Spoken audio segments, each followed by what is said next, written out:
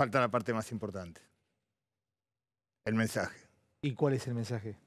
Me parece que el mensaje es lo más importante. Esto, recién me preguntaba cómo se gestó, ¿no? Nosotros... Voy a poner la cabeza adentro de las fauces de león para que me rompan en pedazos, pero también una entrevista se trata de esto, de que uno saque algún título fuerte del entrevistado. ¿No se malinterpretó a Vidal? ¿Quiso decir eso Vidal? No, sí, absolutamente. Y acá no voy a entrar... ¿No quiso decir ella? A ver, fue muy clasista su declaración, pero no le encontrás nada. Todo ese es el problema. criticable. No, Sí. ese es el problema. Yo no quiero entrar en una discusión de clasismo. Ni siquiera quiero entrar en la discusión de la discriminación, porque vamos a perder el eje de la discusión. ¿Cuál es la discusión? Desde los años 70, Nixon, Estados Unidos, marcó una doctrina, que es la lucha frontal contra la droga. Esa doctrina lo único que generó fue violencia, muerte y mayor consumo de droga. Y con el país mejor preparado para poder combatirlo de esa manera. Ni hablar, ¿no es cierto? Dale, sí. Entonces, me parece que lo que dijo Vidal fue, siendo gobernadora, no puede desconocer que atrás de un porro donde ella fuma tranquila, como dijo, fumando un porro tranquila... Acá en Palermo. Está como... me encantaría si podemos pasar la segunda parte del video, que es el mensaje. Esa droga está manchada de sangre, sangre inocente. Mire, hace 10 días, en un tiroteo entre bandas en Florencio Varela, murieron 3 inocentes. Se está cayendo el micrófono, ojo el micrófono de Sergio. Entre ellos una nena de 18 años. Para que esa droga llegue a Palermo y que Vidal la pueda fumar tranquila y relajada, en el medio se esclavizaron chicos. O sea, cualquier porro, por más que sea un porrito, tiene sangre en ese armado. Sí, claro, por supuesto. Sea de Palermo, sea de la Villa 1114, sea en el cartel de Sinaloa, o en Chicago, o en Nueva York. Bueno, ahora te corto camino y después a ver si podemos preparar la parte donde vos, la parte tal vez más importante, como si vos se solucionó. Muchas gracias a mis compañeros de técnica. Gracias, chicos de sonido, cracks todos.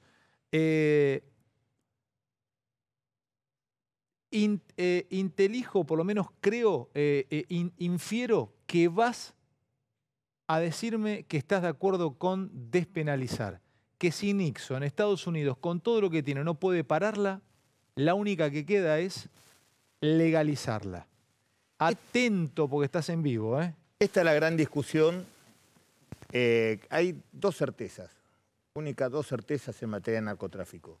Lo que decíamos recién, la doctrina de Nixon fracasó en el mundo y que nadie tiene la receta mágica. Ningún país ha conseguido un resultado que pueda copiarse y que se debe generar una discusión global, porque el narcotráfico es un problema global. Pero vos sos médico además. Son dos cosas distintas. Cuando hablamos, y ahí excelente su pregunta, son dos fenómenos distintos y esto es lo que se empezó a comprender en la sociedad. Una cosa es el narcotráfico, otra cosa es el consumo. Son dos cosas distintas. Hay un vaso comunicante, sí, hay un vaso comunicante. Hay capaz un elemento en común, que es la droga, pero son dos fenómenos totalmente distintos. No te estoy entendiendo. Si el narcotráfico y la droga es lo mismo, no entiendo. No es lo mismo. Pero explícamelo fácil. Bueno, ¿por qué te no lo voy a mismo? explicar. Rápido, ¿por qué no es lo mismo? Países que tienen buenas estadísticas, como Estados Unidos, el principal problema de adicción no es con las drogas ilegales, es con las drogas legales, y no estoy tomando en cuenta ni el alcohol ni el tabaco. Estados Unidos, su principal problema de adicción es con las drogas legales, oxicodona, todas las morfinas sintéticas, los ansiolíticos, los psicofármacos, es el gran problema. Obviamente, o sea que se drogan con las farmacias. El gran problema es la droga legal. Entonces, el fenómeno del narcotráfico tiene tres factores que son los desgastantes.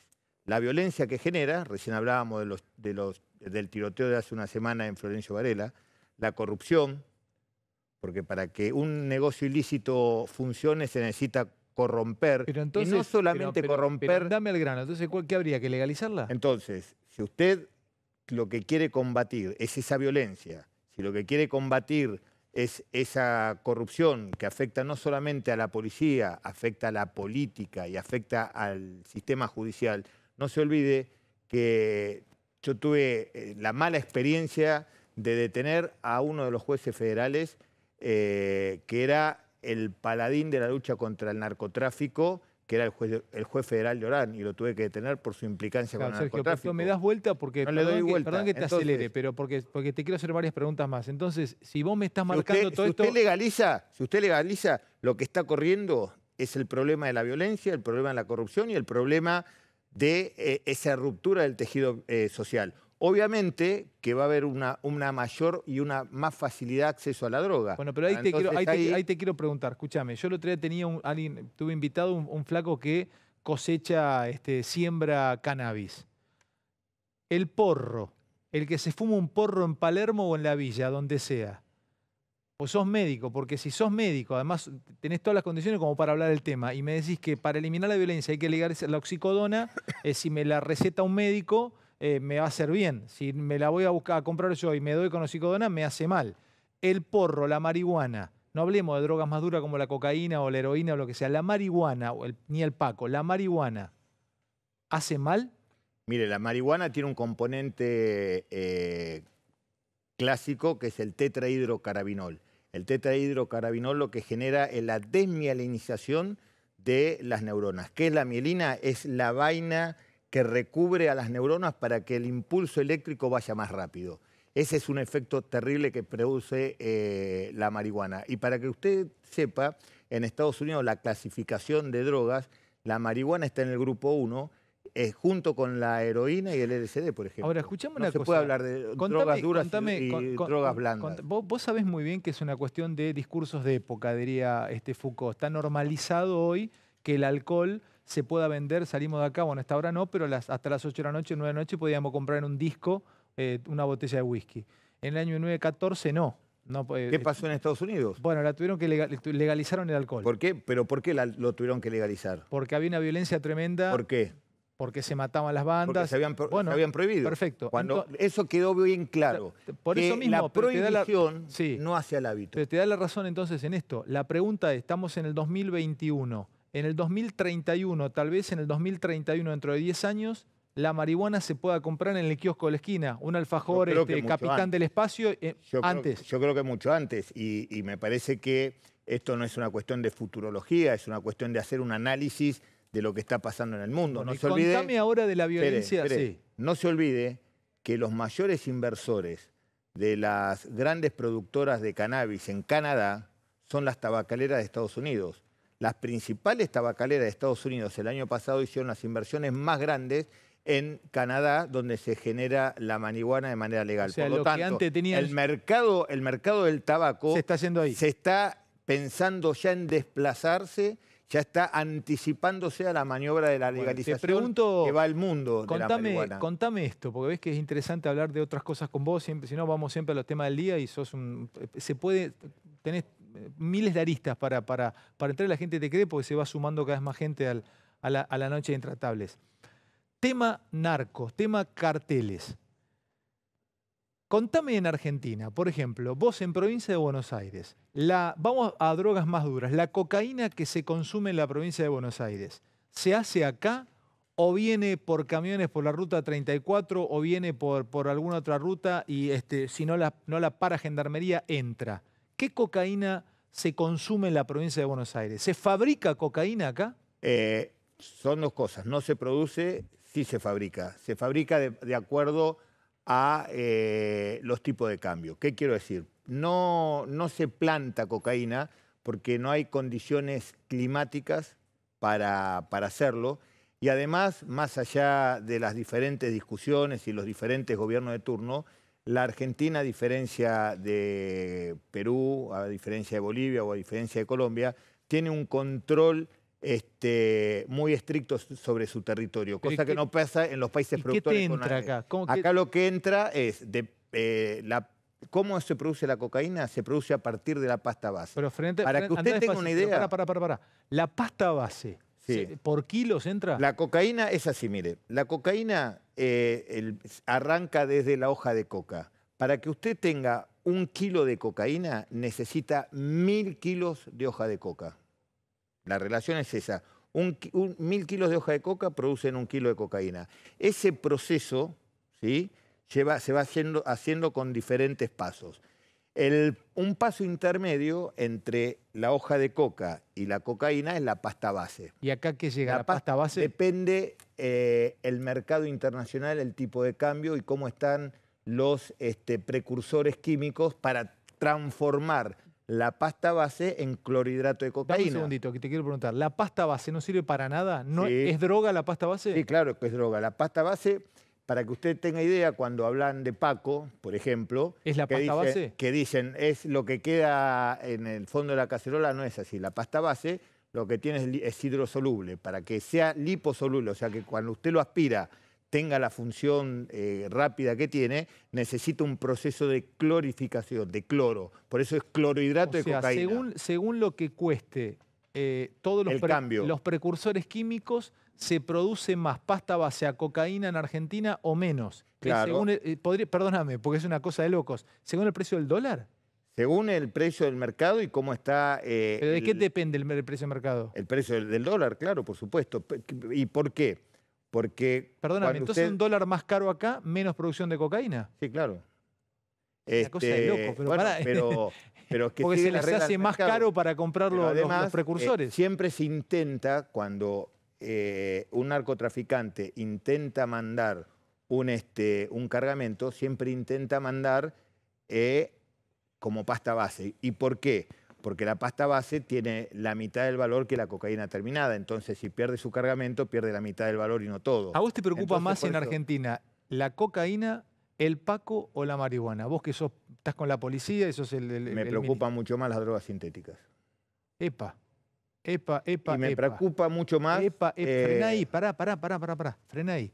¿Te preocupan más las drogas sintéticas? Hablame de drogas sintéticas, que la verdad que no tengo la más remota idea. ¿Qué le llamas drogas sintéticas? Todas las drogas. ¿Ácido? ¿El ácido? Todo, el ácido, lo que se conoce como ácido, como LSD, tiene miles de nombres. Bueno, ¿dónde se hacen las drogas sintéticas? ¿Acá? En cualquier lugar, en el baño de cualquier casa. Dale, Sergio. En el baño de cualquier casa. Yo he en frente a tribunales, no, a donde está una agencia de ICE ahí en el centro, donde yo de chiquito iba a pagar el agua, que mi mamá me mandaba a pagar el agua, y hacía una cola tremenda.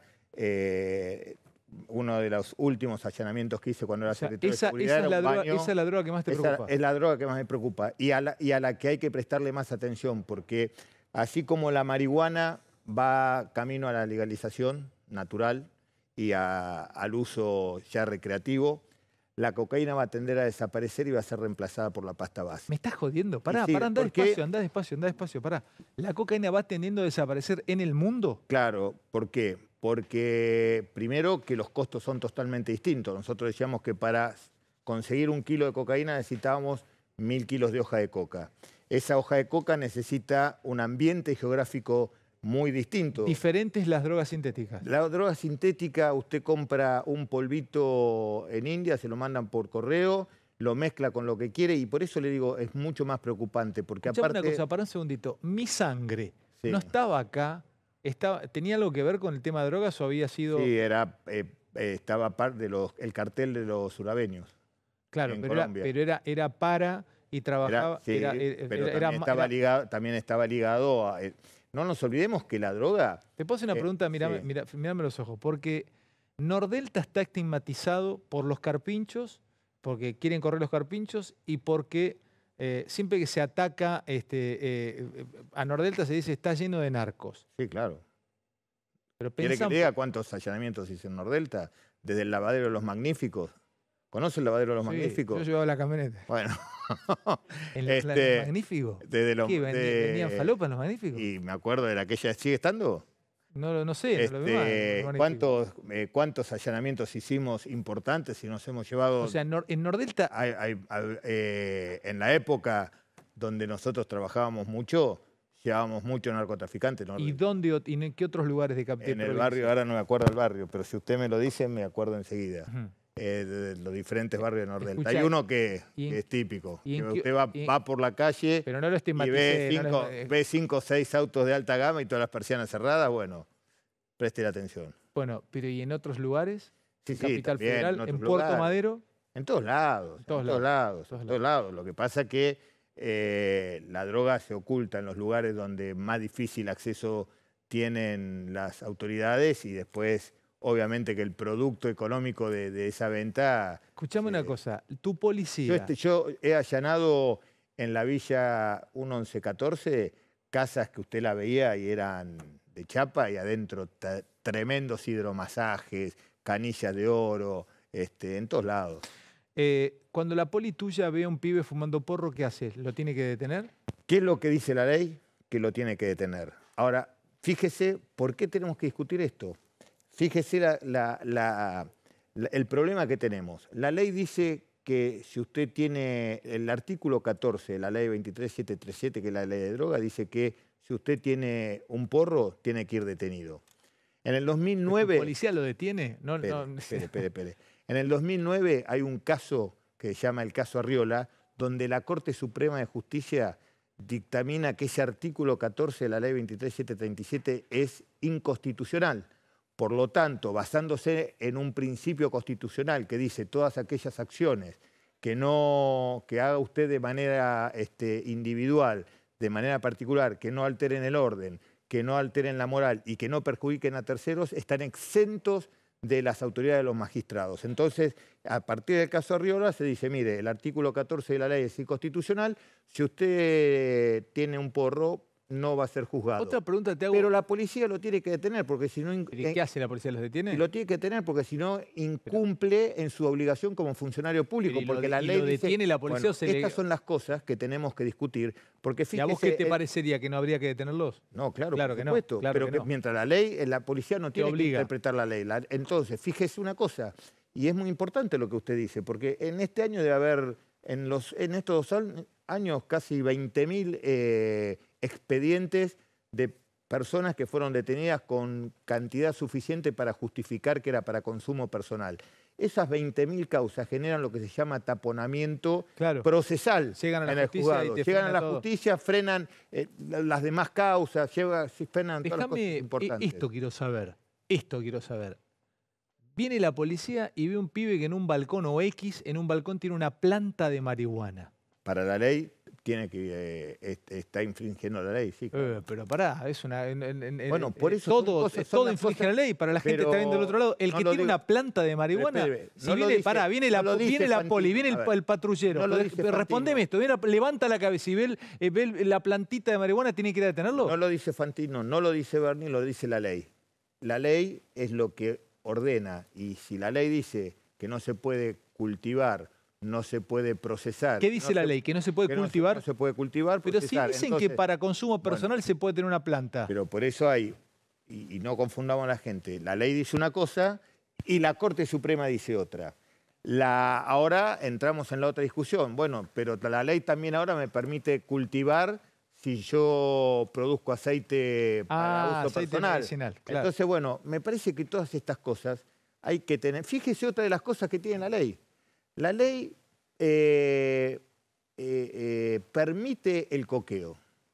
¿Qué es el coqueo? El coqueo, yo te decía lo que es el coqueo, pero ahí ya nos estamos metiendo... ¿Qué es el coqueo? El coqueo es, por ejemplo, en provincias como Salta, y yo tengo un montón de amigos camioneros, y muchas veces coqueas pero pará, déjame te digo una cosa. Tengo amigos camioneros, íntimos amigos camioneros, que han tenido problemas, vinieron de Salta, y la policía de la provincia de Buenos Aires o Policía Federal les hinchó las pelotas porque venían coqueando, venían con la bolsita de hoja de coca. Bueno, entonces ahí entramos en el problema. Fíjese... Es cultural, porque vengo a una provincia donde hay altura, en Jujuy me tomo un tecito para la digestión. No estamos discutiendo eso, estamos discutiendo la disparidad de la ley y por qué es necesario discutir. No podés, me llegás a detener a alguno porque está coqueando y nos agarramos a piña, no, en serio. Que le explique. Es cultural. La ley, no importa si es cultural o no, lo que importa es lo que dice la ley. Y la ley permite el coqueo. Listo. Ahora, ¿cuál es el problema? No se puede comercializar no se puede importar la hoja de coca. Si acabamos de decir que en la Argentina no hay condiciones geográficas ni climáticas para cultivar coca, ¿de dónde cree que sale la coca del coqueo? Me acabas de liquidar. Me acabas de, perdón, me ¿Entiende acabas lo que le digo? de, me acabas de, Una actividad lícita, que para la ley es lícita, que usted puede justamente por cuestiones culturales, por cuestiones de altura, por las cuestiones por lo que le guste, puede coquear. La ley prevé que usted lo puede hacer, pero le impide que traiga la hoja de otro lugar. Entonces, lo que usted está coqueando está manchado de sangre. Viene de manera ilegal, vaya al río. Te está viendo toda Salta claro, y bueno, todo Jujuy. Te están puteando del otro no, lado. no me están puteando, están pidiendo que legalicemos esas cuestiones. ¿Por qué una persona tiene que ir a comprar hoja de coca de manera ilícita cuando la actividad es permitida? ¿Se da cuenta que es un disparate? Entonces, todos estos disparates los tenemos que ayornar, tenemos que discutirlo y tenemos que hacer una ley que no confunda al policía si tiene que detener o no tiene que detener, que no tenemos que tener una ley que haga que tengamos 30.000 expedientes taponando me quedan 5 minutos finales. Te quiero aprovechar con algo que me quedé pensando y dije, ojalá lo tenga Sergio mano a mano para preguntárselo. Lo detuvieron ustedes. ¿Viste el delincuente que tenía más armas que Schwarzenegger en Comando? Que empieza, dice, y va con esta, y si no te rescatá, va con esta, y tenía un FAL, tenía una UCI, tenía todo tipo... Hoy el acceso a las armas... Pará. Faltaba que tuviera 2 granadas, nada más. Si tenía más armas que la policía, explícame cómo haces vos enfrentarte con un chorro que tiene más armas que vos. Primero no es lo habitual, es la excepción. Pero ¿cómo tiene un FAL un delincuente? Bueno, pero no me digas si, bueno, FAL tiene que sacarlo de fabricaciones militares. Bueno, usted no solamente fabricaciones militares, por la triple frontera hay un tráfico de armas bastante importante. Pero entra y se trafican armas. Sí, pero no es un país donde se trafique de manera muy sustancial las armas. Son tráfico interno. ¿Te puedo hacer una pregunta? Es un dato que me llegó de buena fuente y por ahí no me lo podés contar. ¿Estuvieron trabajando ustedes en provincia de Buenos Aires una pista sobre la llegada de armamento de Comando Vermelho o de Comando Capital a la Argentina? Bueno, no lo puedo contar. Usted me dijo la respuesta. Está bastante informado, ¿no? Pero obviamente que hay investigaciones que no se pueden dilucidar porque está en proceso de investigación. Pero sí, obviamente, y no solamente de Comando Vermelho, de diferentes lugares. Recién hablábamos de cómo se transforma esa pasta base a cocaína. Para transformar la pasta base a cocaína se necesita lo que en la jerga se llama cocineros, ¿no? Y ese cocinero no es como hacer una torta con una receta. Se necesita mucha experiencia porque se hace con elementos muy precarios. Entonces, por lo general, los cocineros más expertos son los colombianos o los peruanos. De acá sacan droga, te hago las últimas 2. ¿De acá sale droga para Europa?